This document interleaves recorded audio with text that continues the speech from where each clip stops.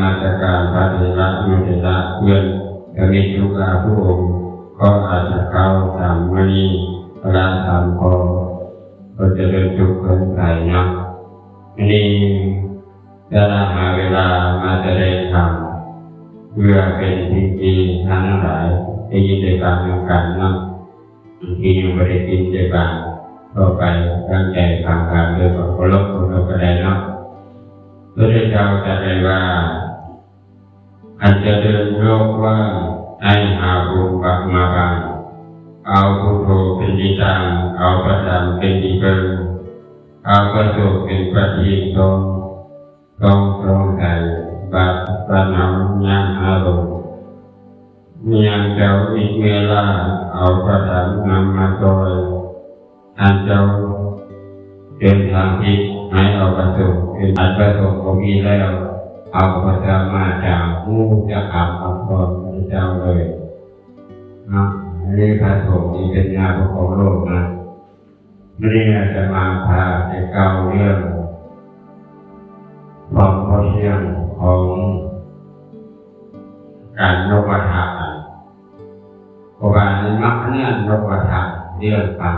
ยกวัฏฏะก็เลยเที่ยงกันแล้วจ้างคนจ้างเที่ยงจ้างคนจ้างเก่งแล้วเนาะแพ้ผู้ยกฝ่ายกันดีเลยแล้วเพราะว่าอ่านกันเที่ยงกันในบางเรื่องจะเข้ากันก็เข้ากันเป็นว่า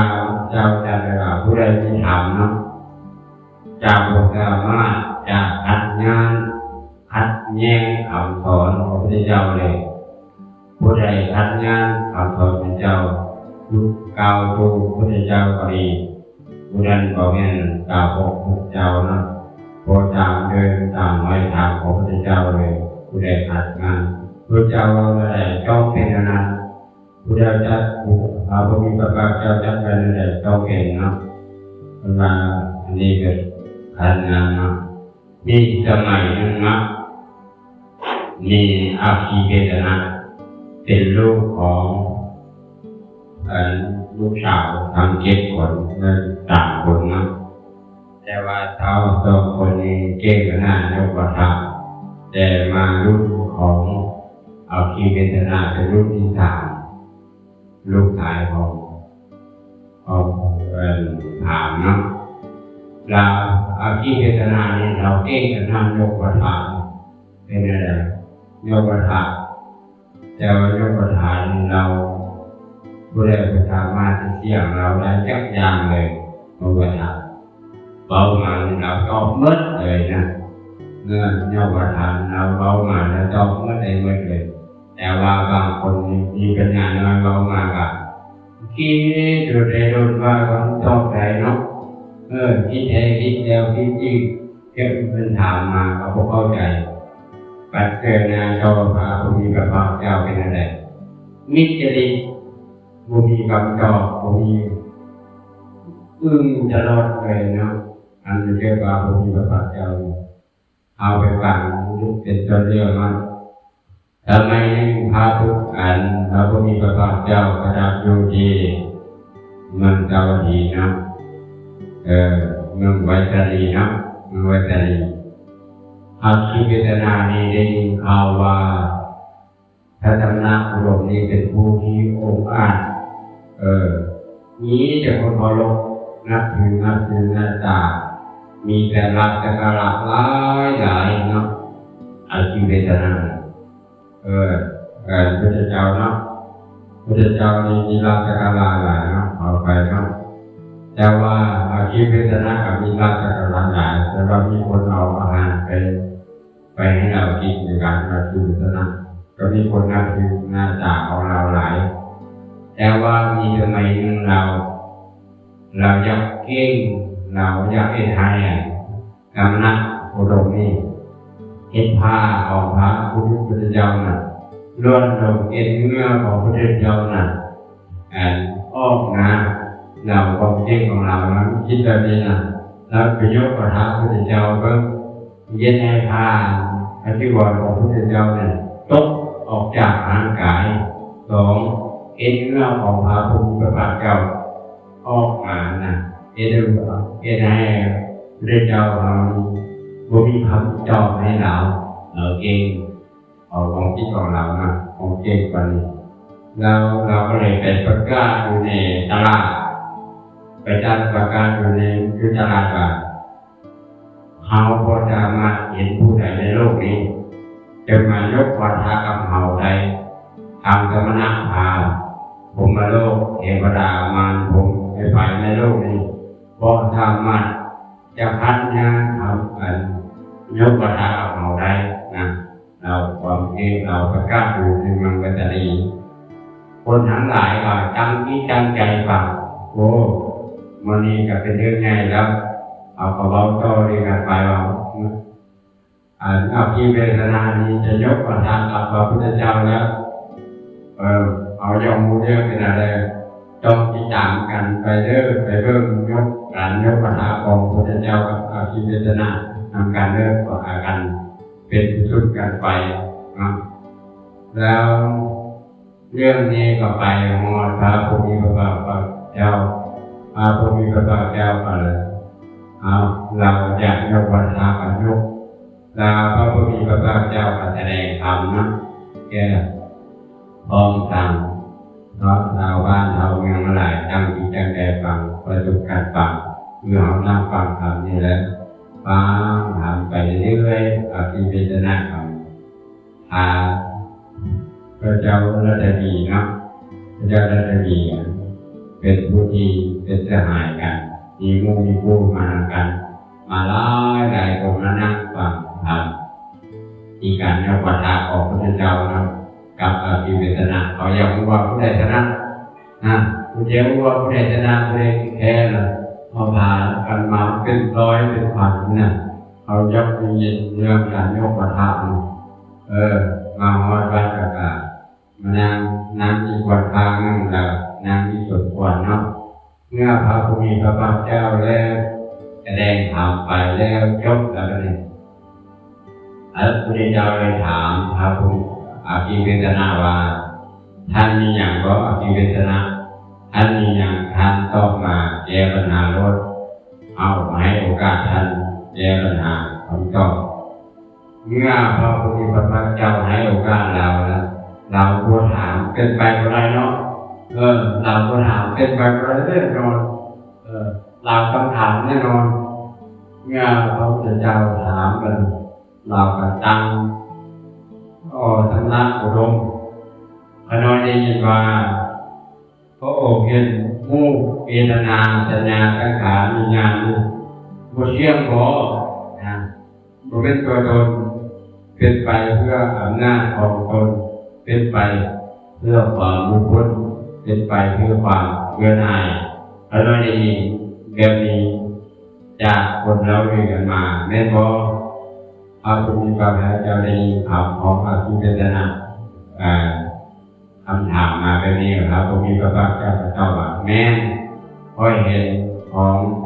การเห็นของผู้เที่ยงเห็นความเป็นตัวตนคอย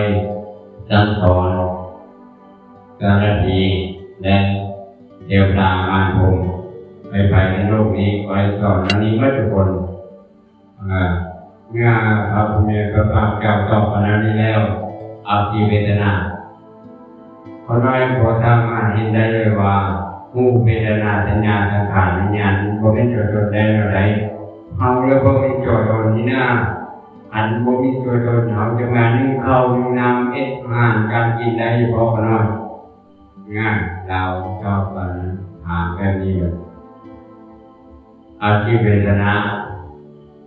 บ่เป็นตัวตนของเราคือการเห็นของบริอย่างมันเกิดขึ้นและดับไปสมมติว่าในบ้านนั่งเนาะสมมติว่าบ้านนาดีเนาะบอกบ้านนาดีก็มีผู้ใดเข้ามาที่ในตกอยู่ในบ้านนาดีก็ผู้นั้นที่กันบอกให้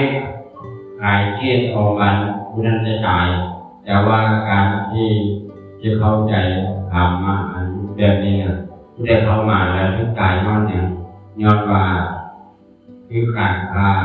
เข้าใจนะคือการของการ แก้กันคือว่าผู้ใดอำนาจของจิตของเรานะจิตของเราผู้ใดเข้ามานี่ตั้งโอกาสจะตายได้เพราะว่าจิตแยกกาได้อันนี้คืออำนาจของจิตว่าพระเจ้าว่าเห็นหูเป็นนาสัญญาตการบทเรื่องแม่ข่าวไปเห็นตลาดไปเห็นในเกิดที่ใดก็แล้วแต่ไปเรื่องอย่างนะที่ถามมาหูนี่เจ้าอยู่นี่ใจนาใจจ่านี่เป็นตัวเจ้าอยู่บ่แม่ข่าวว่าอะไรเขาบอกว่าเป็นตัวไปนี่แล้วผมจะไปเป็นไรวันอะไรเป็นตัวไปเป็นไรมันใจนาใจจ่านี่นะเอาความคิดของเขาเป็นดีนะผมเป็นตัวไปโบราณมาอยู่ที่ใดดอกตัวไปนี่แหละอยู่ที่นี่นะเราเอาบ้านเขาเงินเอาบ้านนี้แต่ว่าอำนาจของเราการทำเงินเขาคิดกันมาร่างกายหูเป็นนาสัญญาสังขารเนี่ยเป็นตัวตนแต่ว่าเขาบอกมีประวัติแต่ว่าพอเป็นตัวตนพอมันมีการเกิดขึ้นและดับไปเนาะมีการเกิดขึ้นแล้วมันต้องดับโบไรไม่ได้มันก็ต้องดับบางอย่างได้เป็นแบบเขาไปอยู่ส่วนเขาอย่าไปอ่อนแอนะอยู่กุลุ่มมันโบไรเนาะอย่าแน่อยู่กุลุ่มมันโบไรเรากุเทาเนาะกุเทาของกุลุ่มเนี่ยแก่นะกุไรแก่นะเอากุเทาเลยนะกุลุ่มมันเนาะแรงชนะเนาะกุเทาแรงเมื่อเดือนที่ผมเพื่อเอาได้เอาว่าไอ้เดียวเลยโอ้ยไงดูโอ้ยนั่นโอ้ยไปถึงเขากุเทาความจำเขาพอดีจะได้บาจากเป็นบาไอ้ละจนยังลงนะคือว่าผมเอาวัดเท่าว่าเวลาเท่าแล้วเอาไปคิดกันเอาไปคิดดูกันตลาดพอตลาดว่าไปเอามาวัดนี้กลายเป็นวัดที่คนตลาดเนาะเท่าแล้วไปที่ที่วัดเรียงบอลเอาไปที่ที่วัดบาจารย์เรียงเอาไปคนออกไปมาวัดเป็นคนฝากคนตลาดเอามาเนี่ยคนเราว่าฟังเขาก็รู้เรื่องจับเรายังก็รู้เรื่องอาจารย์ว่าเอาหลังผ่านมาเดินออกหูกว่าพอหูซ้ายออกหูกว่าฟังเขาไปเอามาแล้วโอ้ยวันนี้เราจะเกลือที่เราอยากไปนอนแล้วยังสองเดือนผมคิดอยู่นี่ก็มีเนาะฟังเรายาวได้ยาวว่าอยากไปนอนวัดเอวตากระจังวันนี้กระจังง่ายกว่าง่ายอันนี้มันคิดอย่างนี้เป็นยังเอาไปเถิดเนาะเวลาฟังธรรมต้องฟังเข้าใจธรรมถ้าฟังธรรมแล้วพอเข้าใจธรรมก็รู้ก็มามันจะเป็นอาโมฆะแล้วโมฆะรู้เรื่องอย่างเดียวว่าอันนี้เอาเรื่องนี้เนาะเมื่อคิดเวทนาถามเป็นพระพุทธเจ้าว่าเจ้าสามารถตั้งอำนาจในพระองค์เจ้าว่าพอพระองค์เจ้าเป็นไปอย่างนี้เด้ออย่าไปเป็นอย่างนั้นเลยเจ้าตั้งเจ้าผู้ต้องแก้ผู้ต้องเจ็บผู้ต้องตายเด้อเจ้าตั้งใดบ่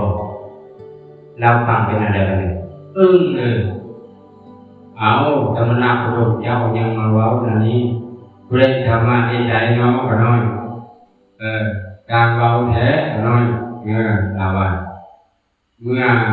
เอาผู้มีพระภาคเว้านั้นนี้เป็นอะไรเอาชีวิตนะเจ้าธรรมะทำไอ้มูผู้จงเจ็บผู้จงแก่ผู้จงตายผู้จงมาพักออกเข้าใจเจ้าท่านใดบ่เราเลย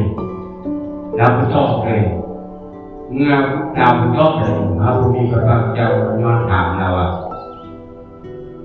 ปัญหานี้ชัดตรงแก่เดียวนี้เลยถ้าชัดตรงแก่มาถามเพื่อนนะ ท่านจะพอท่านเลือดแตกเป็นเจ็ดเดือนจะว่าพอรับแจ้งย้อนหนังรับหูนะผู้ใดไม่ได้พอรับแจ้งท่านข้าก็มีพระภาคเจ้าต้องถามปัญหาเขาถามเรื่องแล้วภาพชีวิตชนะผู้ชอบแล้วหมวกของเราจะแจ้งเป็นเส้นเรื่องนะมองมาด่าว่าเลยผู้ใดเอาผู้มีพระภาคเจ้าผู้ใดใจคนอื่นเป็นผู้เองเราเนี่ยมันอดอ้างคนอ้างมาตัวเองเก่งเงี้ยที่โลกอ้างว่าแต่หน้าภูมิเทวะมาภูมิเทวดาภูมิภัยก็ปัญหาของเราได้เราอดอ้างแต่ว่าเที่ยวเรื่องนี้นะเป็นว่าตะกี้ไปอินก็เลยงานเราก็ปัญหา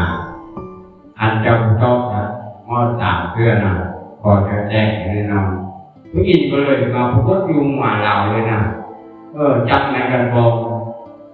บายแบบบาเลยเนาะแบบบายุงมาเรามีเจ้าพระเจ้าเห็นแต่ว่าเรานั่งอยู่นี่นะเราไม่เห็นเนาะเรา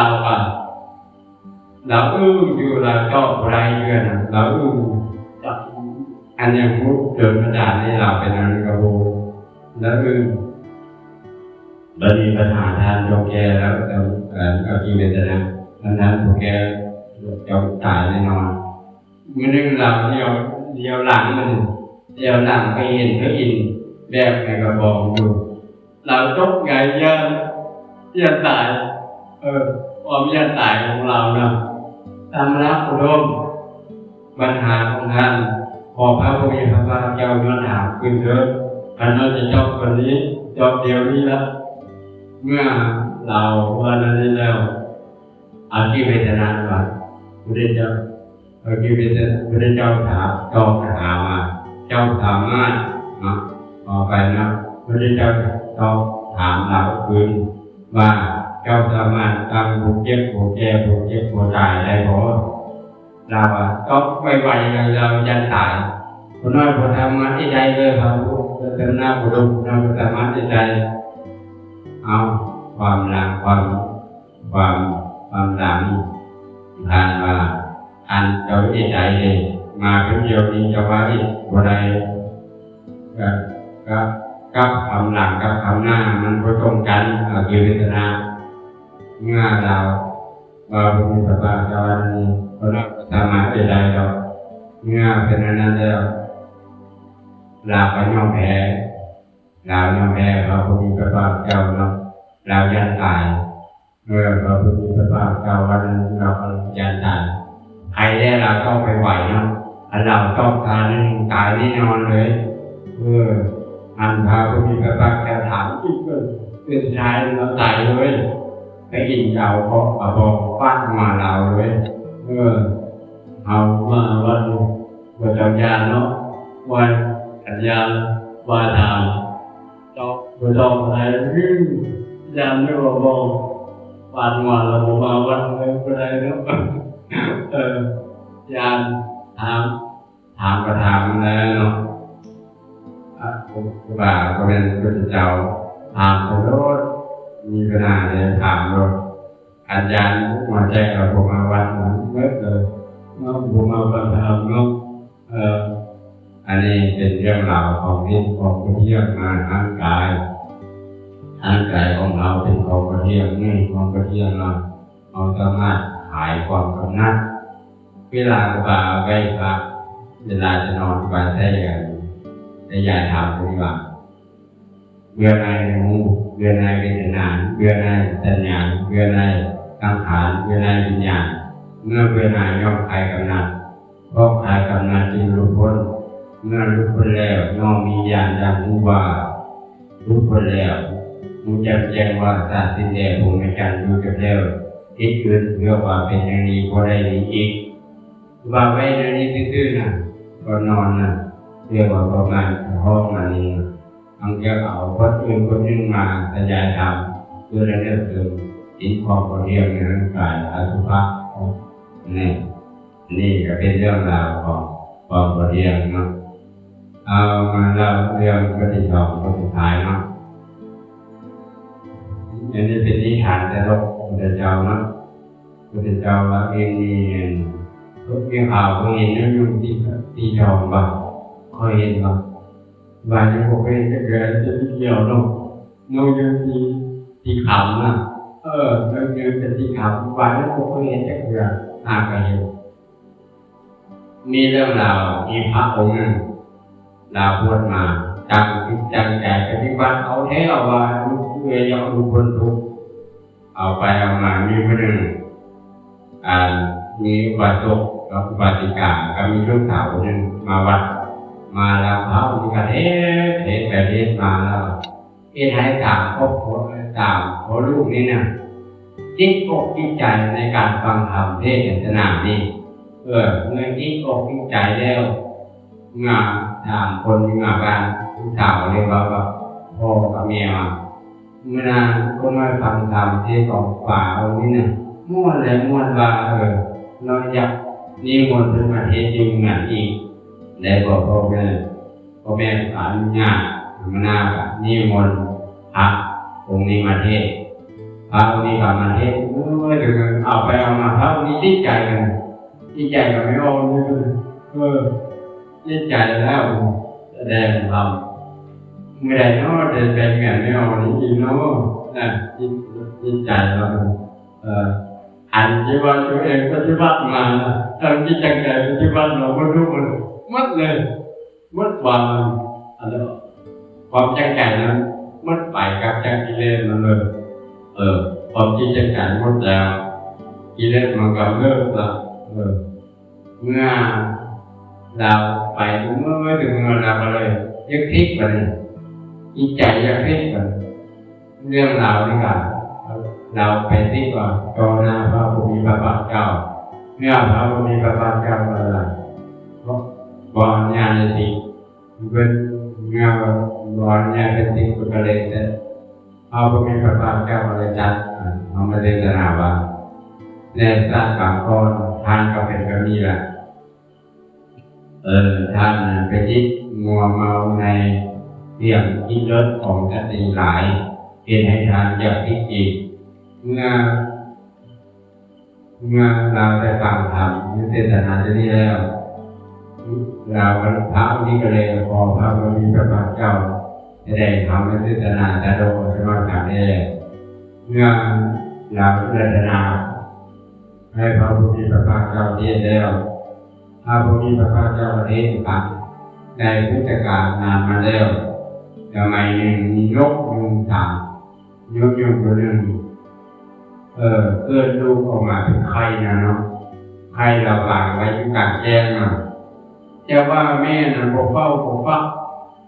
ไปชกเนื้อจ้องนั้นกินบอกเฝ้าหัวอุ้มลูกบอกเฝ้าบุญญาณลูกที่เสียบุญญาณเป็นม่วงเลยแม่เนี่ย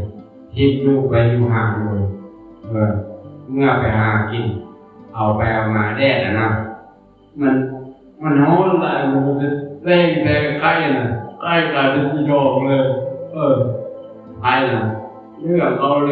กลายเป็นสีทองเอามามันฟักอัตโนมัติเลยผมมีแม่บุ้มผมมีแม่ฟักเลยเมื่อเราฟักแล้วเป็นโตใหญ่มาเป็นสีทองกันเป็นสีทองเมื่อเป็นสีทองแล้วอยู่หนังมุมคู่เหล่านี้มีรัตนีสีทองปิดบังงามกว่าตัวอื่นอีกคอนะบานแต่คอที่ดำนะบานแต่คอแล้วนะคอนะเป็นสามเส้นเลยนะพวกเองรู้จักเรื่องเนียนมีขี้สามเส้นสามเส้นขี้อยู่คอสามเส้นพวกเองรู้จักเรื่องบางแล้วพวกเองเมื่อเราคิดในใจตัวเองว่าอันเอาดูน้ำมูกต่อไปเอางามคงอันตรายจะมาถึงเอาแน่นอนอันตรายจะมาถึงเอาแน่นอนเราก็เลยแต่ว่ายุ่งทั้งหลายนะให้เราเนี่ยเป็นหัวหน้าเพราะว่าเรางามและจะมีข้อมูลเด่นให้เราเป็นหัวหน้าเลยนะแต่ว่ายุ่งที่กันจะเป็นหัวหน้าเขา แต่ว่าเราคิดความทุกข์ความอันตรายจะมาถึงเราเราแล้วเราก็เลยเวลานอนกลางคืนมู่คู่นอนเมื่อเดี๋ยวนะเราลักนี่ไปผู้เดียวบินไปอยู่ผู้เดียวไปอยู่ผู้สูงอยู่ผู้ที่มาผ่านที่มาผ่านอยู่ผู้สูงเมื่อเราไปอยู่เราไปเห็นนั่นมีธรรมแล้วมีง่าไม้นึงเข้าไปในหูเนาะเราไปบินหาอยู่หันไปแต่ว่าเรานะยันอันตรายจะมาถึงเราพูดอย่างอมฤตพูดอมฤตเกี่ยวกับมีอยู่บอกเหตุแล้วเนาะเราป้องกันตัวเองดูบอกเหตุมีจังดูยันอันตรายจะมาถึงตัวเองดูแล้วเราแรงเนาะเราอันตรายยันอันตรายจะมาถึงเอากระดิ่งปกปักรักษาเรานะเราพูดแต่พูดมาเรามีนายผ่านคนหนึ่งหน้าหามาแล้วจ้ะไม่เห็นยุ่งตัวที่ทองคิดจะไกลกันคิดจะไกลกันก็เลยเอ็นบ่วงนะไปวางไว้เอาอาหารวางไว้เอาไปเอามายุ่งมันก็โบเป็นที่กับแค่เพื่อในผ่านกระทาแล้วท้ายวันแล้ววันเล่ามือหนึ่งผ่านไปมือหนึ่งโดดผ่านไปมือจับผ่านไปยุ่งกับโบเป็นที่กับมันจะเพื่อเอาไปเอามาในผ่านยุ่งไปแล้วกับเป็นกล้วยก่อนเนาะเราไม่ยอมแปลเราเจอกล้วยเป็นอาทิตย์2 อาทิตย์เราไม่ยอมกลับงาน3 อาทิตย์เราจึงกลับงานเราคิดว่าไปก็รอดคืออะไรเราไม่ยอมแปลนะยอมว่าร่างกายก็ยอมรับอะไรก็คือไปก็ได้ละกลับมาอยู่งานเราสร้างรู้ว่ารู้เองพันพระราชาผู้ใดได้ยินว่าอยากได้ยุ่งพ่อให้คำแนะนำอยู่ผู้มาผ่านมียุ่งเกินติดทองผู้ใดจะพูดอะไรให้คำแนะนำแบบนี้ไปเด้อดังเสียกับลูกชายไว้เนาะดังเสียกับลูกชายกับอาป้าเอาไปมาพ่อป่ามรณะกรรมไปแล้วว่าเทวีบอกพระราชาไม่ได้ตีบอกพระราชานอนฝันว่าเองนั้นได้ฟังทำประเทศนาเขากับยุ่งประเทศนาให้ฟังเทศนาไปเทศนาฟังเราก็เลยตื่นขึ้นมาอนผวังขึ้นมาเนาะขึ้นมาแล้วจะความฝันจะฟังทำประเทศนาครับยุ่งเนาะเป็นอะไรเนาะไปร้องกับเรามีพระราชาฟังเข้าใจเชื่อเขาเพราะมือหน้ามานอนฝันจักนอนฝันเห็นยุ่งอีกอะไรก็นอนฝันอะไรกันนอนว่ามันพะวงพะวังเป็นทุกข์นอนจะฝันเองก็เลยเป็นแน่ทางฝันนอนไม่หลับก็เลยเล่าเรื่องราวความเป็นมาของฝันให้พระราชาฟังพระราชาก็เลยเอาเรื่องนี้มาถามดีนาอามาก็ว่าเจ้าเคยพระราชาถามว่าเจ้าเคยเห็นเรื่องที่ทำอยู่บ่ที่ชมอยู่บ่เดนามาว่าคนน้อยยังบ่เคยเห็นจะว่าแนวผ่านมาทั้งหลายก็มาจัดถามเบิ่งเดนามาไปจัดเดนามาแนวผ่านมาทั้งหลายมาถามผู้นั้นผู้ที่ตรงที่กลางเขาก็เคยเห็นไปเจอลูกนายผ่านคนนึงในลูกนายผ่านพระน้อยพ่อพระน้อยจัดไปว่าพระน้อยเคยเห็นลูกพ่อพระน้อยจัดว่าเพิ่งเคยเห็นแต่ว่ามีนุ่งที่ขำด้วยดูผูกมาผ่านแล้วเคยเห็นดูแต่ว่าเรา พ่อกันแล้วก็พยายามเอาอยู่จะเอาได้ความฉลาดความคิดช่วยพ่อกันมาเลยมรณกรรมทุกข์เลยตั้งเดียวนี้ไว้กับกันวันแต่ว่าพระเจ้าเป็นผู้พัฒนาของพ่อไม่ดีไว้แล้วเป็นผู้พัฒนาของเจ้าจะได้เป็นผู้ที่ไปเอาเงินมาก็จะมอบรางวัล1,500เจ้าเมื่อลูกในพานกลับไปได้มรณะรางวัลไปมอบให้ลูกให้เมียแล้วก็เอาปลาแต่วัตถุไม่ได้ครับต้องทำอันนี้กับผมว่าจะเกลือเนาะวัตถุมาผ่านต้องทำอันนี้กับผมว่าจะเกลือเมื่อไปทอดแล้วไปเห็นนุ่งดีเมื่อเราไปเราก็คือเก้าแหละวางแนวแล้วอาหารไปวางไปรอแล้วพูดนายผ่านนะเรียกไป6 คนนะเรียกไป6 คนเรียก6 คนเจ็ดคำเหมือนว่าเจ็ดตะวันเพราะว่าทานฝ่าย7 ปีนะสุดท้ายมาเหตุดีรอท่าแล้วรอท่าอีกเกี่ยวกับคำเทศนาคำยุ่งกับพระได้จักเพื่อไม่ได้มาตายพระราชาก็เลยโคตรแทนแบบนั้นก็เลยเขียนหนังสือไว้กับใบทองว่าผู้ใดได้กินเนื้ออ่านกินอาการยุ่งนี้นะจะเป็นอมตะเราเขียนไว้แล้วก็มรณะสิ้นประชนมรณะสิ้นประชนแล้วก็เลยวางไว้กับเป็นกับแต่ว่ามาฮอดยุคของพระราชายุคใหม่เนาะยุคที่7เนาะพระราชาไปเปิดเห็นกับเราไปอ่านดูผู้ใดได้กินนั้นก็เนื้อที่ทองเนื้อยุงที่ทองจะได้เป็นอมตะพระราชาก็เลยจะเป็นอมตะตามในเสนาอำนาจจัดในผ่านไปเอาเนื้อยุงมาให้แต่ว่ายุคเมื่อไปจัดในผ่านไปแล้วเนาะในผ่านก็อาสาจะไปเอาเนื้อยุงมาให้ในผ่านก็เลยไปแล้วไปวัดป่าวัน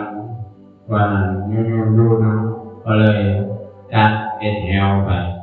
รอท่าอีกเป็นแนวที่ผ่านมาแล้ว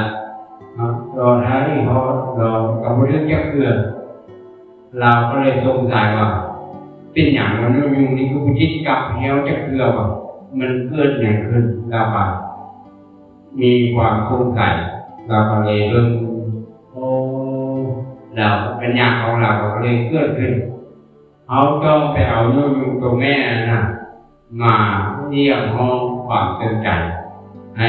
ยุ่งตัวผู้ที่มาจิตกับเหี้ยวนี่แหละเราของงาบ้านเราไปเลี้ยงยุ่ง